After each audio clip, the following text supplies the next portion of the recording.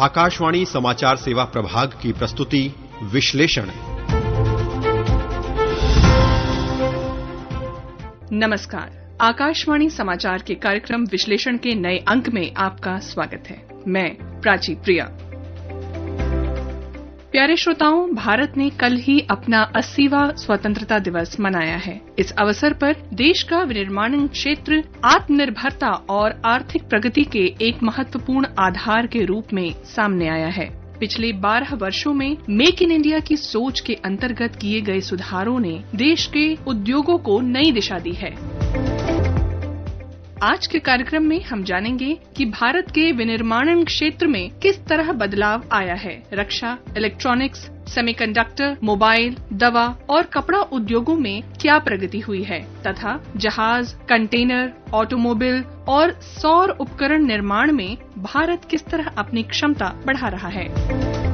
श्रोताओं, विनिर्माण क्षेत्र आज भारत की अर्थव्यवस्था का एक महत्वपूर्ण हिस्सा है। ये क्षेत्र सकल घरेलू उत्पाद यानी कि जीडीपी में लगभग 16 से 17% योगदान देता है और 2 करोड़ 70 लाख से अधिक लोगों को रोजगार भी देता है। जुलाई 2026 में भारत का वस्तु निर्यात 44 अरब अमेरिकी डॉलर से अधिक रहा, जबकि एक वर्ष पहले ये लगभग 40 अरब डॉलर था। जून 2026 में विनिर्माण उत्पाद में 7.8% की वृद्धि दर्ज की गई। आइए अब रिपोर्ट के माध्यम से हम जानते हैं कि रक्षा, इलेक्ट्रॉनिक्स और सेमीकंडक्टर जैसे प्रमुख क्षेत्रों में भारत ने किस तरह अपनी उत्पादन क्षमता को मजबूत किया है।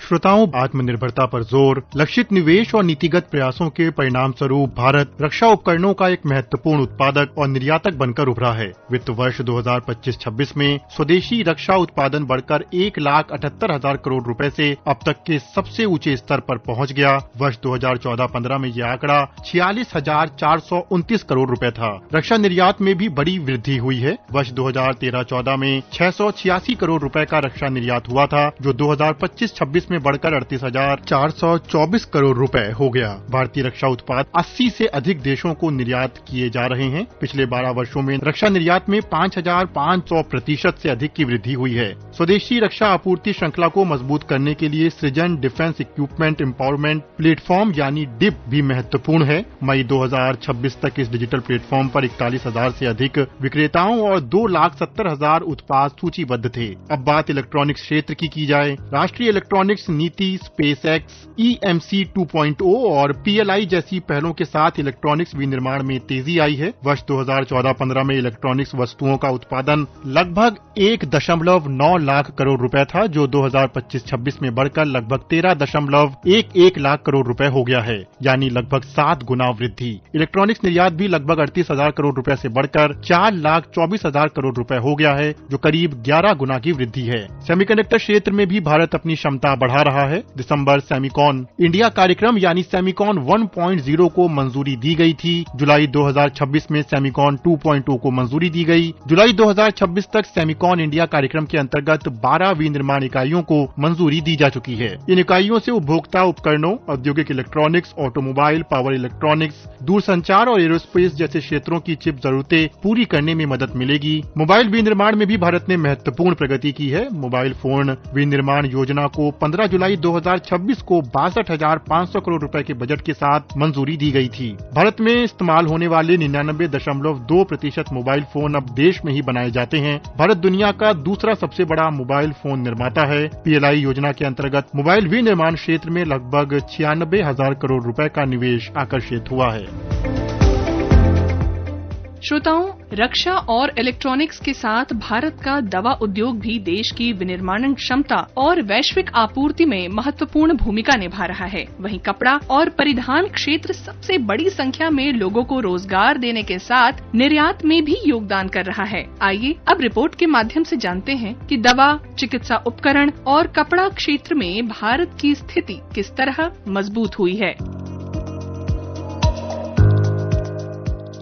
श्रोताओं, वैश्विक दवा उद्योग में भारत मात्रा के आधार पर तीसरे और मूल्य के आधार पर 11वें स्थान पर है। दुनिया की लगभग 20% जेनेरिक दवाओं की आपूर्ति भारत करता है और बड़ी मात्रा में टीकों की भी आपूर्ति करता है। दवा क्षेत्र की 3 PLI योजनाओं के तहत 51,997 करोड़ रुपए से अधिक का निवेश आकर्षित हुआ है। बल्क ड्रग पार्क योजना को वर्ष 2020 में 3 बल्क ड्रग पार्क स्थापित करने के लिए मंजूरी दी गई थी। इसका उद्देश्य विश्व स्तरीय साझा बुनियादी ढांचा तैयार करना और बल्क ड्रग के विनिर्माण की लागत कम करना है। केंद्रीय बजट 2026-27 में बायोफार्मा शक्ति यानी strategy for health care advancement through knowledge, technology and innovation योजना की घोषणा की गई। और अब बात करते हैं कपड़ा और परिधान क्षेत्र की। ये भारत के प्रमुख विनिर्माण क्षेत्रों में शामिल है और कृषि के बाद दूसरा सबसे बड़ा रोजगार देने वाला क्षेत्र है। ये 4 करोड़ 50 लाख से अधिक लोगों को आजीविका देता है और MSME आधारित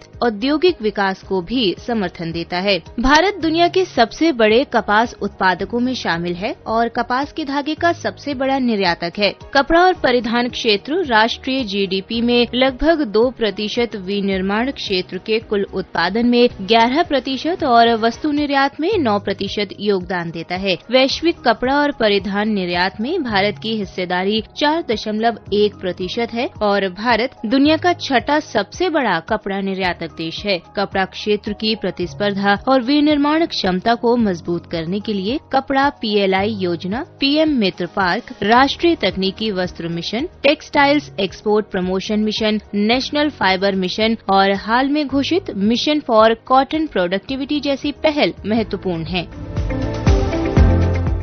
प्यारे श्रोताओं, भारत का विनिर्माण क्षेत्र केवल इलेक्ट्रॉनिक्स, दवा और कपड़ा क्षेत्र तक सीमित नहीं है। जहाज और कंटेनर निर्माण, ऑटोमोबाइल और सौर PV जैसे क्षेत्रों में भी घरेलू उत्पादन को बढ़ाने के लिए कई कदम उठाए गए हैं। अब रिपोर्ट के जरिए आइए जानते हैं कि इन क्षेत्रों में भारत की विनिर्माण क्षमता किस तरह आगे बढ़ रही है।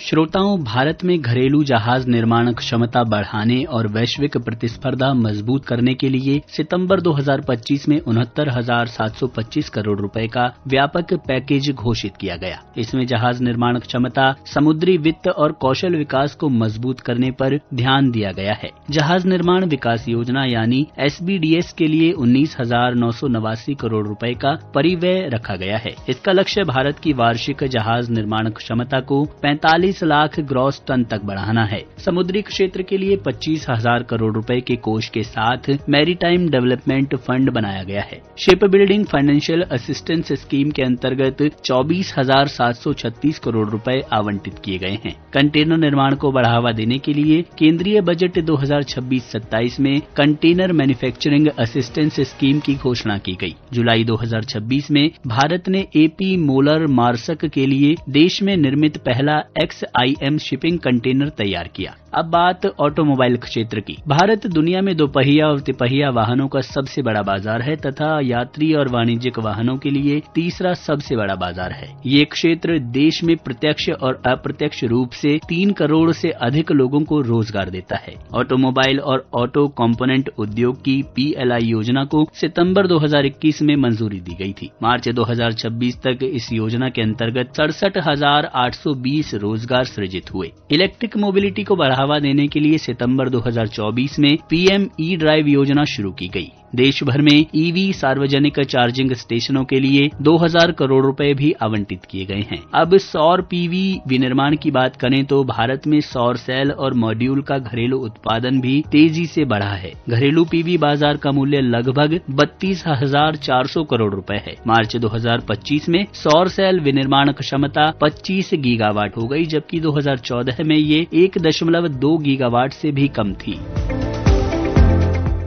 श्रोताओं, भारत का विनिर्माण क्षेत्र आज लगातार बढ़ती क्षमता, मजबूत होती तकनीक और उद्योग में बढ़ते विश्वास को दर्शाता है। नीतिगत समर्थन और निजी क्षेत्र की बढ़ती भागीदारी इस आधार को लगातार मजबूत कर रही है। नई उत्पादन क्षमताओं के विकास होने के साथ भारत की वैश्विक भूमिका और बढ़ने की संभावना है। अधिक उत्पादन, अधिक मूल्य संवर्धन और मजबूत आत्मनिर्भर अर्थव्यवस्था भारत के विनिर्माण क्षेत्र की आगे की दिशा यही है।